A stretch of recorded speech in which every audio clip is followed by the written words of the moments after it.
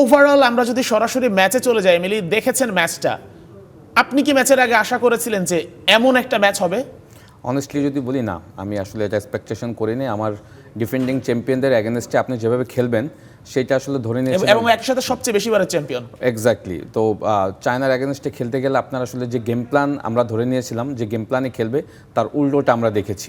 এবং এর আগে যদি আপনি দেখেন যেটা করেছে পিটার বাটলার, সবসময় কিন্তু হাই প্রেসিং করেছে। আপনি দেখবেন যে তার ডিফেন্সিভ লাইন কিন্তু একদম মিডফিল্ড পর্যন্ত নিয়ে এসেছে। সো ম্যাচের আগে আমরা ধরে নিয়েছিলাম যে সে হয়তো এই কৌশল থেকে কিছুটা ব্যাক করবে, বাট তার প্লেইং স্টাইল কিন্তু সে চেঞ্জ করেনি, সেই প্লেইং স্টাইলে রয়েছে।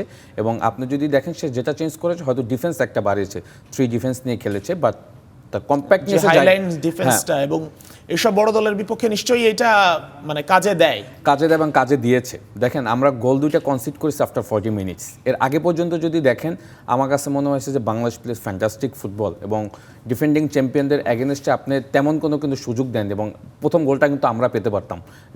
ঋতুপর্ণা চাকমার ওই সুযোগ যদি আমরা গোল হয়, আমরা কিন্তু 1-0 লিড নিই, এবং তখন কিন্তু আসলে খেলার সিনারিটা চেঞ্জ হয়ে যেতে পারতো। তো সুতরাং আমি বলবো যে এখানে আমি পিটার বাটলারকে একটা মানে অন্য উচ্চতায় তার একটা ক্রেডিট দিতে চাই। আচ্ছা, আমরা আরো একটা বাটলারের একটা সাহসী সিদ্ধান্ত নিয়ে কথা বলতে পারি। যদি মিলির কথা বলি, গোলকিপার, মানে কেউ কি প্রত্যাশা করেছিল যে এই ম্যাচে হুট করে বাটলার মিলিকে নামিয়ে দিলেন?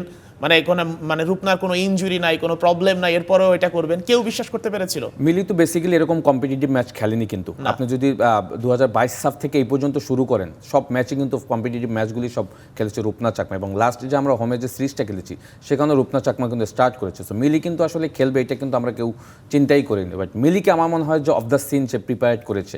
হ্যাঁ, আমার কাছে মনে হয় যে এইটা সে একটা বড় মানে আনসিন রেখেছে, এবং সেটা সে ম্যাচে ইমপ্লিমেন্ট করেছে, এবং যে ইমপ্লিমেন্টটা করেছে সেটা কিন্তু সে সাকসেস হয়েছে। এবং আপনি যদি দেখেন পুরো ম্যাচের কিন্তু সিনারি কিন্তু অনেকভাবেই চেঞ্জ করে দিয়েছে মিলি আক্তার, এবং সে দুর্দান্ত সেভ করেছে। এবং আপনার যদি দেখেন সে গেমগুলি এমনভাবে রিড করেছে, ম্যাচের যত সিনারি গেছে সে তাকে কিন্তু সে অ্যাডাপ্ট করে ফেলেছে। সুতরাং এই ধরনের ম্যাচে, এত হাই ইন্টেন্সিটি ম্যাচ, এত একটা হাই ভোল্টেজ ম্যাচে আসলে নিজেকে যেভাবে প্রমাণ করেছে, আমি বলবো যে এটা পিটার বাটলারকে অবশ্যই ক্রেডিট দিতে হবে। At the same time goalkeeper coach যে রয়েছেন উজ্জ্বল, তাকেও আমি মনে করি যে এখানে একটা ক্রেডিট প্রস্তুত করেছে এক্স্যাক্টলি। এবং রূপনা চাকমাকে আমি কখনোই ছোট করি না, ব্যাক টু ব্যাক 2টা সাফের যে চ্যাম্পিয়ন হচ্ছে, নিশ্চয়ই সে চ্যাম্পিয়ন, কিন্তু আপনার যখন ভালো ব্যাকআপ থাকবে। বাট মিলি যেটা আজকে করে দেখিয়েছে, তার হাইট, বয়স একদমই কম, এবং আপনি যদি দেখেন লং রেঞ্জ শুটগুলি সে কিন্তু প্রত্যেকটা কিন্তু দেখবেন যে মিডফিল্ড ক্রস করে কিন্তু সে বলগুলি শুট করেছে। একদম মেয়ে হিসাবে আমি বলছি তার পারফরমেন্সের জায়গাটা যদি আপনি আমাকে বলেন, আমি আউটস্ট্যান্ডিং।